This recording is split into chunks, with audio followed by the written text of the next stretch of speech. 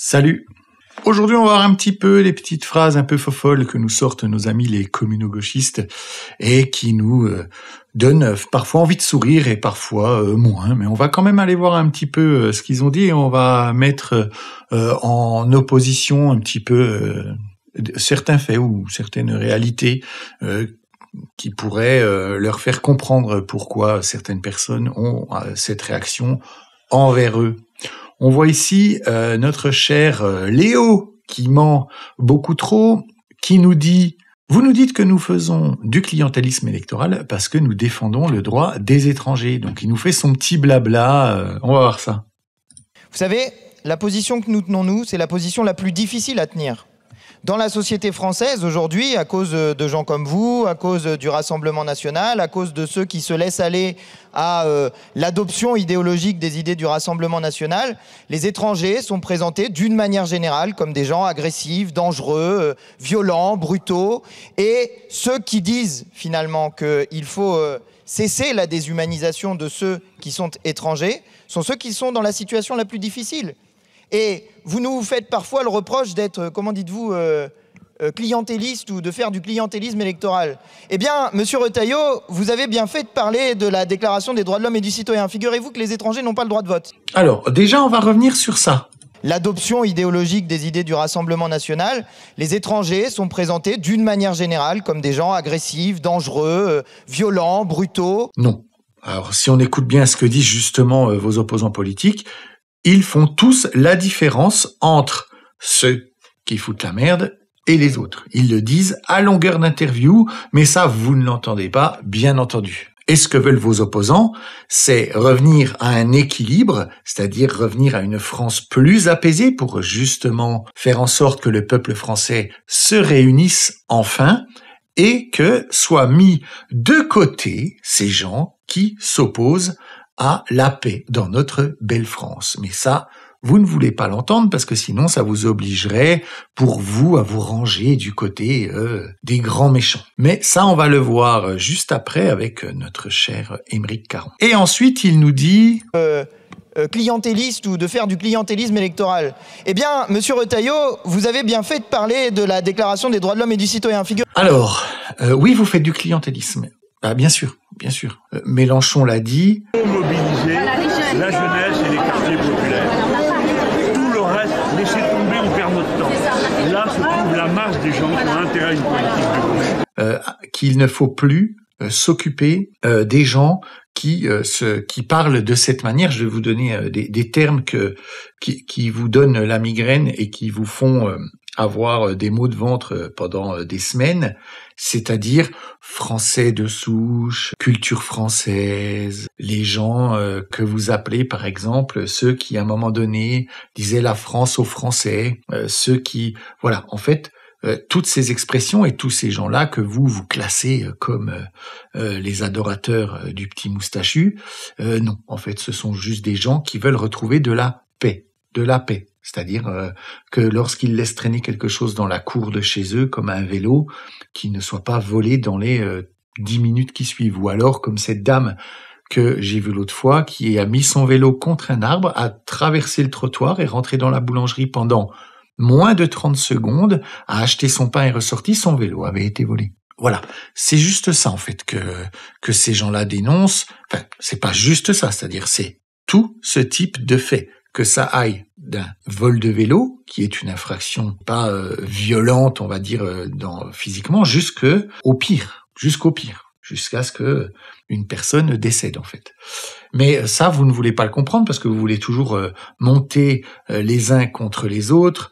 Vous voulez comme ça créer votre séparatisme, ce que vous faites depuis des années, et c'est exactement l'inverse que prônent vos partis, les partis qui vous opposent. Même s'ils le répètent à longueur d'année, vous vous acharnez tellement à les faire passer pour autre chose en mentant, monsieur Léo ment. Eh bien oui, au bout d'un moment, surtout que les médias sont plutôt de votre côté sur ces sujets-là, eh bien du coup, on a toujours cette sensation que c'est le camp de la haine, le camp de ceux qui ont peur de l'étranger, comme vous dites, et qui les détestent, alors que aucunement, ça se saurait si la France détestait les étrangers.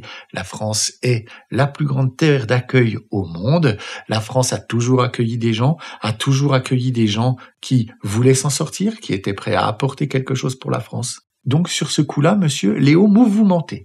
Et maintenant, quand vous nous parlez donc de clientélisme et que vous ne faites pas ça pour penser à votre électorat, j'aimerais bien savoir si vous étiez au pouvoir, si, comme je l'ai déjà dit, vous donneriez la nationalité à tous ces étrangers ou pas.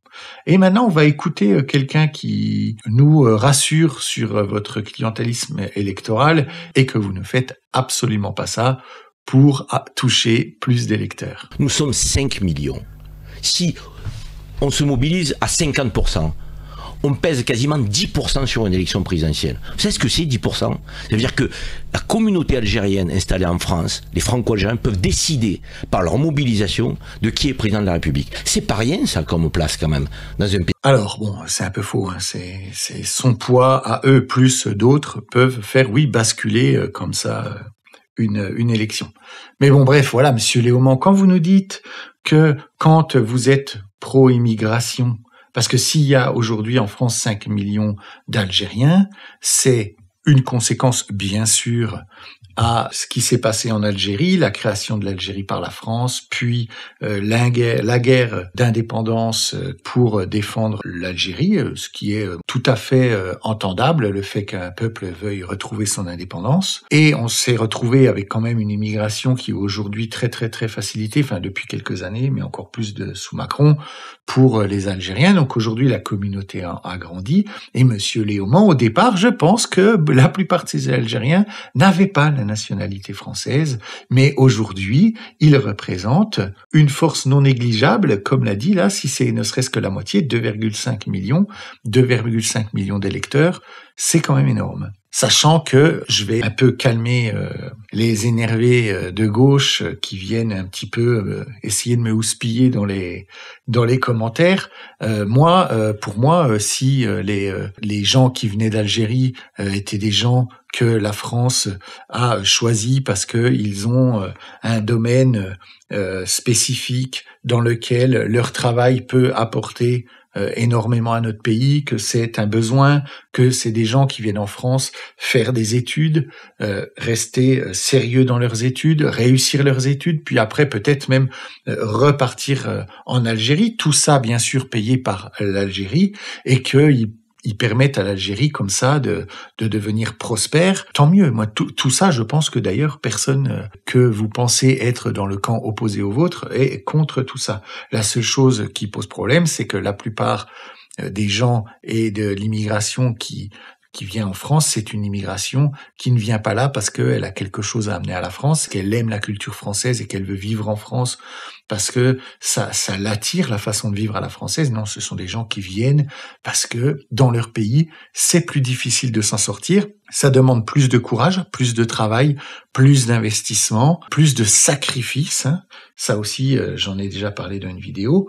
Il faut se sacrifier pour ces générations futures. C'est ce qu'ont fait nos ancêtres et c'est pour ça qu'on en est là aujourd'hui. Et c'est pour ça que le Français continue, lui, de travailler et de sacrifier une partie de sa vie, des fois, en faisant un travail qui ne lui plaît pas, mais parce qu'il veut absolument que ses enfants vivent un petit peu mieux que ce que lui a pu vivre.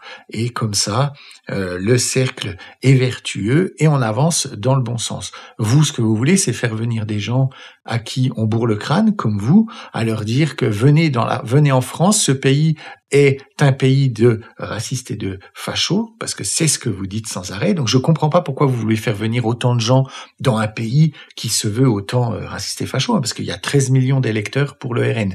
Donc 13 millions d'électeurs. Si je vous écoute bien, je ne comprends pas pourquoi vous voudriez forcer ces gens qui n'ont rien demandé à venir dans un pays avec des monstres, comme vous les appelez, et des gens et un peuple aussi méchant, hein, pour reprendre les mots que vous utilisez de manière un peu moins directe, mais les mots d'adolescents qui ne savent pas comment juger leurs opposants politiques. Maintenant, on va voir un petit peu votre discours. Hein? Bah oui, regardez, écoutez-moi un petit peu ce qu'a à dire ce cher Aymeric Émeric le penseur, Émeric l'homme qui veut absolument sauver la France par sa bien-pensance et bien sûr son intelligence d'une précision redoutable.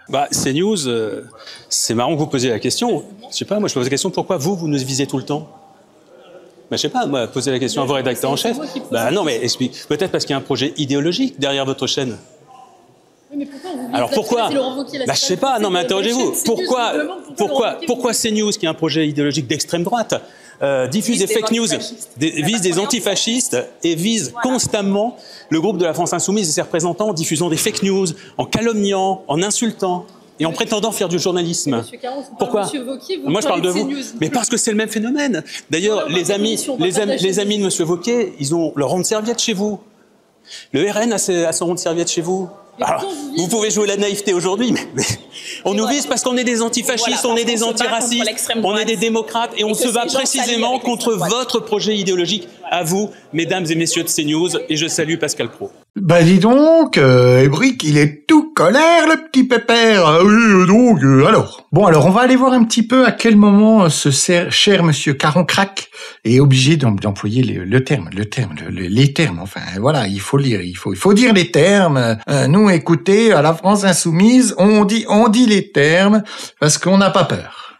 Alors, c'était vers combien, on va dire, là, 16, une vingtaine de secondes, je sais pas. Derrière votre chaîne. Pourquoi je sais pas, non mais interrogez-vous. Pourquoi CNews, qui est un projet idéologique d'extrême droite 27 secondes. Ils ont tenu 27 secondes avant de nous sortir le premier terme. Le premier terme, il dit l'extrême droite. Attention. Oui, attention. Non mais vous croyez que là, ça rigole à la LFI? Alors, ce qui me fait marrer, en fait, quand ils font comme ça leur discours, encore une fois, qu'est-ce qu'ils font? Ils appellent les gens qu'ils ont en face d'eux, ils les traitent d'extrême droite ou de racistes. Après, eux, ils disent que on est contre eux parce qu'ils sont antifascistes. Voilà, c'est pas parce qu'on dit qu'on est antifasciste qu'on est antifasciste, en fait.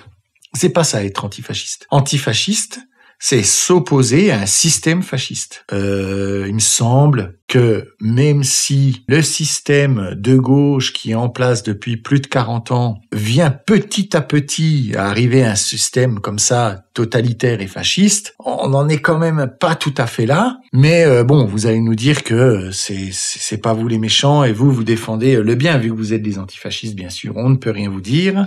Encore une fois, ce sont les gentils. Diffuse des fake news, vise des antifascistes et vise constamment le groupe de la France Insoumise et ses représentants en diffusant des fake news, en calomniant, en insultant. Parce que c'est vrai que eux ils le font pas, ils le font jamais. On va voir un petit peu donc leur princesse,